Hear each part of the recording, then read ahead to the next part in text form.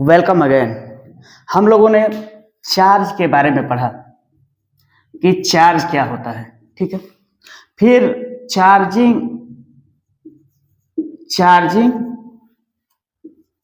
Of the body, इसको पढ़ा। इसके बाद पढ़ा ways of charging of body, ठीक है। चार्ज के कंसेप्ट को समझा, चार्जिंग ऑफ द बॉडी समझा कि चार्जिंग ऑफ द बॉडी है क्या। फिर क्या समझा, way of charging of body, कि बॉडी को चार्ज करने के कितने तरीके हैं, कितने वे हैं। आज हम लोग पढ़ेंगे बेसिक प्रॉपर्टी ऑफ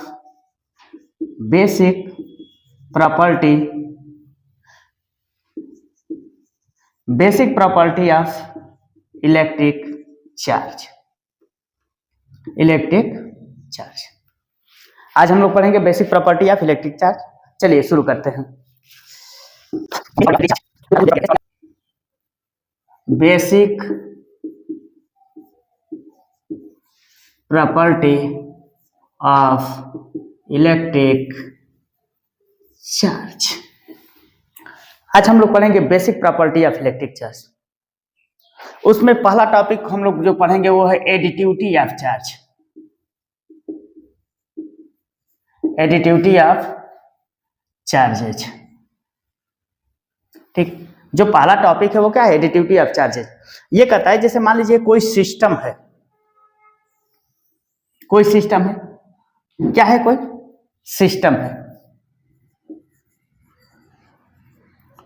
सिस्टम है, तो इसमें बहुत सारे चार्ज हैं, Q1, Q2, Q3, Q4, Q5 और ऐसे डॉट डॉट Qn। इसमें बहुत सारे चार्ज हैं, तो इस सिस्टम का टोटल चार्ज कितना होगा। टोटल चार्ज, इस सिस्टम का टोटल चार्ज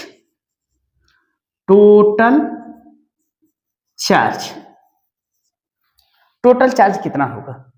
तो हम लोगों ने पढ़ा है कि जो चार्ज होता है वो कैसा क्वांटिटी है, वेक्टर। क्या चार्ज वेक्टर क्वांटिटी है? नहीं। तो क्या ये लॉ ऑफ वेक्टर एडिशन, क्या लॉ ऑफ वेक्टर एडिशन को फॉलो करेगा? नहीं। ये एक स्केलर क्वांटिटी है। कैसा क्वांटिटी है? स्केलर क्वांटिटी है। जब चार्ज एक स्केलर क्वांटिटी है तो इसका सम कैसे हम लोग निकालेंगे, टोटल चार्ज कैसे निकालेंगे? सिंपल एल्जेब्रिक सम करके, सिंपल एल्जेब्रिक सम्स करके निकालेंगे। समझ में आ रहा है? चार्ज जो होता है वो स्केलर क्वांटिटी है, इसलिए हम लोग algebraic sum, simple algebraic sum करके इसका टोटल चार्ज निकालेंगे। जैसे देखिए यहाँ पे बहुत सारे चार्ज है, Q1, Q2, Q3, Q4। तो इसका जो इस पूरे सिस्टम का टोटल चार्ज कितना होगा? Total charge Q total Q1 plus Q2 plus Q3 dot dot dot Q1। बात समझ में आया? सिंपल एल्जेब्रिक सम करके हम लोग निकालेंगे। जैसे देखिए हम लोग एटम का देखते हैं, एटम का चार्ज देखते हैं हम लोग। जैसे मान लीजिए ये एटम है, तो अंदर क्या होता है? Positive charge. न्यूक्लियस में ये एटम है, न्यूक्लियस में क्या होता है? प्लस ही, ठीक है। और बाहर क्या होता है? माइनस ही। तो total Q atom, total charge of atom देखेंगे तो क्या होगा? Q1 plus Q2। दो चार्ज है तो Q1 प्लस Q2, ठीक है। तो इसको सिंपल हम लोग Q1 की जगह पर क्या रख दिया? प्लस ही, प्लस के बदले प्लस और Q2 के बदले में माइनस ही। अब इसको जब ओपन करेंगे तो प्लस ई और प्लस माइनस ही, ये क्या आ जाएगा? जीरो। क्या आ जाएगा? जीरो। यानी जो एटम पे चार्ज होता है वो क्या होता है? जीरो। Q एटम कितना होता है? जीरो होता है। ये हम लोग पढ़ चुके हैं। आइए दूसरा प्रॉपर्टी हम लोग देखते हैं। दूसरा प्रॉपर्टी है conservation of charge. Conservation of charge.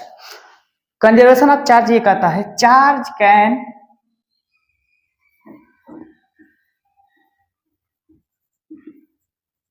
neither be created nor destroyed. Charge can neither be created nor destroyed. Can only be transferred.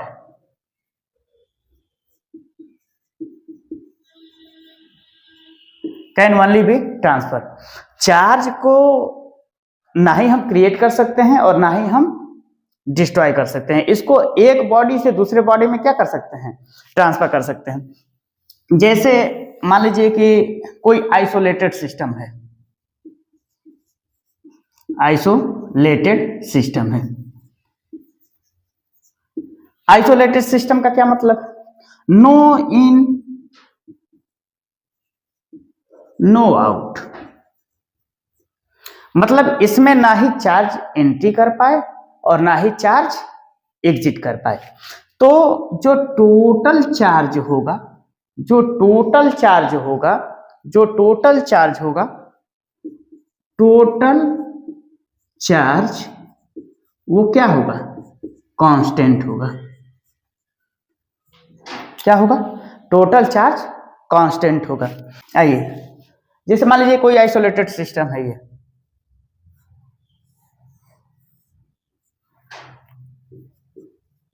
Isolated system और इसमें दो चार्ज है, एक है 6 कूलम का और दूसरा है 4 कूलम का। तो टोटल चार्ज जो होगा वो कितना होगा, क्यूटी 6 कूलम प्लस 4 कूलम, यानी टोटल कितना हो गया 10 कूलम। ठीक है, और मान लीजिए कि इसको हमने क्या किया, हिला दिया, तो ये फ्रिक्शन की वजह से चार्ज क्या हो जाएंगे, एक दूसरे पे ट्रांसफर हो जाएंगे। तो आइए देखिए, मान लीजिए ये अब ऐसे बन गया, क्या बन गया, ये हुआ 8 कूलम और दूसरा वाला क्या हुआ Q2। हमें नहीं पता है, हमें नहीं पता है कि अरे दूसरे वाले चार्ज पे कितना, ये 6 से हमने देखा क्या हुआ 8 कूलम, तो दूसरे वाले Q2 को वैल्यू बताइए। आपको पता है कि QT इक्वल टू क्या होगा, Q1 plus Q2। Q2 total value कितना था, जब ये आइसोलेटेड सिस्टम है तो इसमें ना ही चार्ज एंट्री कर पाएगा ना ही एग्जिट, तो जो टोटल चार्ज होगा वो कितना है 10 coulomb is equal to Q1 का वैल्यू 8 कूलम प्लस Q2 का वैल्यू पता करना है। तो ये कितना हो जाएगा, 8 कूलम इधर आकर के 2 कूलम, तो Q2 का वैल्यू कितना आ गया 2 कूलम। बात समझ में आ रहा है, जब ये आइसोलेटेड सिस्टम है तो चार्ज ना ही एग्जिट कर पाएगा ना ही एंट्री कर पाएगा। ठीक है, तो टोटल चार्ज जो होगा वो क्या होगा, कंजर्व होगा। ठीक है, तो ये इस तरीके से हम लोग क्वेश्चन सॉल्व करेंगे अगर आता है तो। आइए अब हम लोग देते हैं तीसरी प्रॉपर्टी। जो तीसरी प्रॉपर्टी है वो है वेरी मोस्ट इंपॉर्टेंट, ये कौन सा था, दूसरा प्रॉपर्टी था। अब देखते हैं हम लोग तीसरी प्रॉपर्टी। तीसरा क्या है, क्वांटाइजेशन ऑफ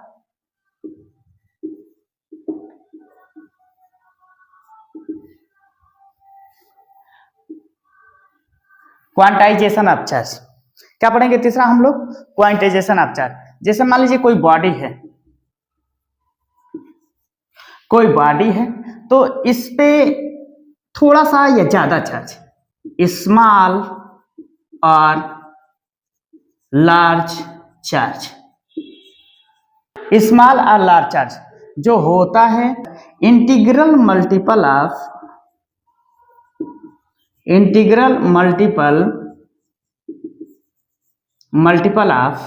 एलिमेंट्री चार्ज।